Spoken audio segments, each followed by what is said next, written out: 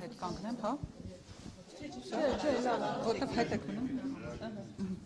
Վարդանյան երեք Արսիկ Մինասյանն ասել էր, որ նաև գլխավոր դատախազին են հրավիրելու ոչ միայն այս նախագծի հետ կապված, այլ նաև լսումներին։ Դուք ինչ հույս ունեք, գլխավոր դատախազը կգա եւ բարձրաբանումներ կտա խորհրդարանում, թե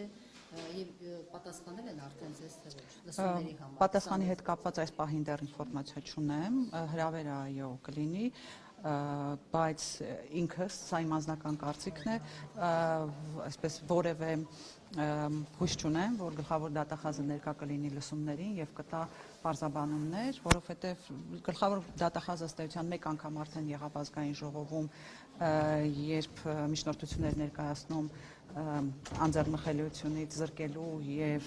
խափանման միջոց կիրառելու հետ կապված եւ այդ ամբիոնից ներկայացրեց խեղաթյուրված ինֆորմացիա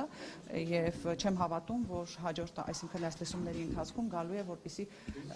շտկի իր կողմից ներկայացված խեղաթյուրված ինֆորմացիան։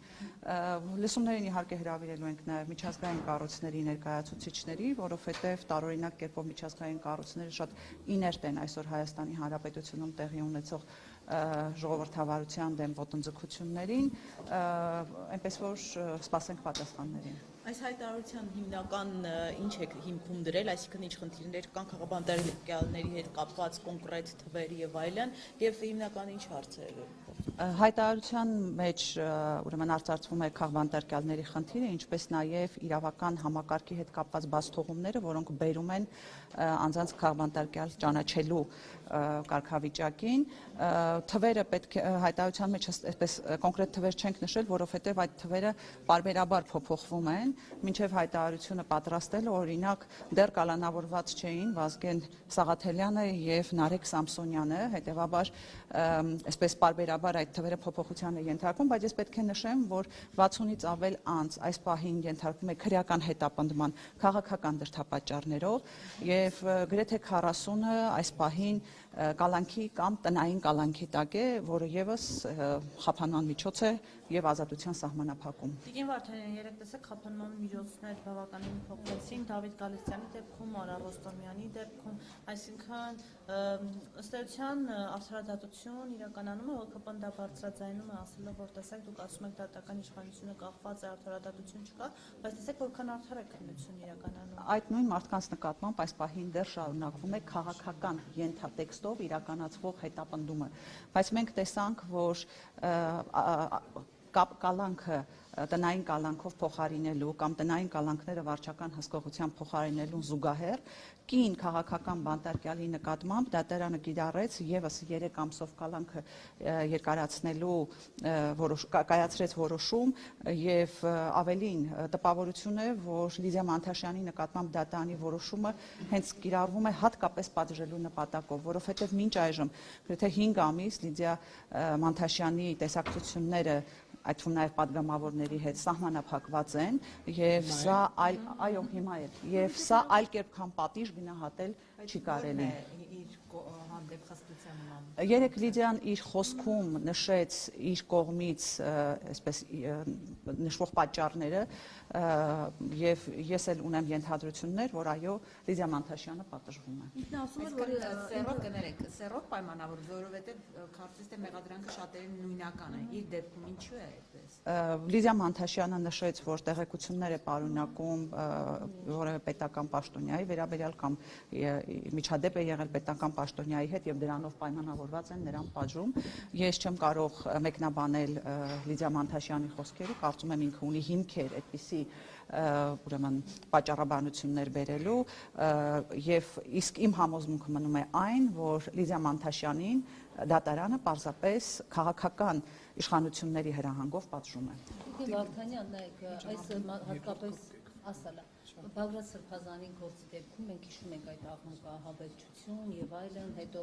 իհարկե պարզվեց, որ այդ ձայնագրությունները այսպես մոնտաժված են եւ այլն, եւ հիմա երբ տեսնում ենք օգոստոսին է կարծես մեկնարկել, հիմա ինչ որ այսպես տնային կալանքների է գնում վարչական վերահսկում մասնակիցներին այդպես մեծ աղմուկով այդ գործը եւ այլն։ Այստեղ դուք նաեւ այս ընդդիմության կողմից, հանրության կողմից այս ճնշման արդյունք չեք համարում եւ այդ դիզոնանսը, ահաբեկչություն եւ հիմա այսպես շատ արագ երեկվա միսը դրա մասն էր խոսում, հերթով տնային կալանքները փոխվում են, վարչական վերահսկողություն, այստեղ այս տարբերություն դուք չեք տեսնում։ Ես այստեղ երկու պատճառ եմ տեսնում։ Պատճառներից առաջինը կայանում է նրանում, որ այս գործը այնքան դատարկ է, այնքան սին է, ջուր, փուչիկ, ոնց ուզում եք անվանեք, որ այս պարագայում նույնիսկ դատարանը համոզված չէ, որ կարողանալու է այսպես ապացույցները բավարար են լինելու որոշում կայացնելու համար, դա իմ գնահատականն է եւ հաջորդը իհարկե հանրային դժգոհությունը, հանրային ճնշումը իր արդյունքը տալիս է, բայց եկեք չմոռանանք, խափանման միջոցները փոփոխվում են, ոմանց նկատմամբ կալանքը փոխվում է եւ դառնում է տնային կալանք, մյուսներին վարչական հսկողություն, բայց քրեական հետապնդումը այս անձանց նկատմամբ շարունակվում է։ Այսինքն այս մարդիկ ստիպված են մասնակցել մի դատավարական ֆարսի, որը իրավական որևէ հիմնավորում չունի։ Տիկին Վարդանյան, կան այսպիսի մեկնաբանություններ, ասում են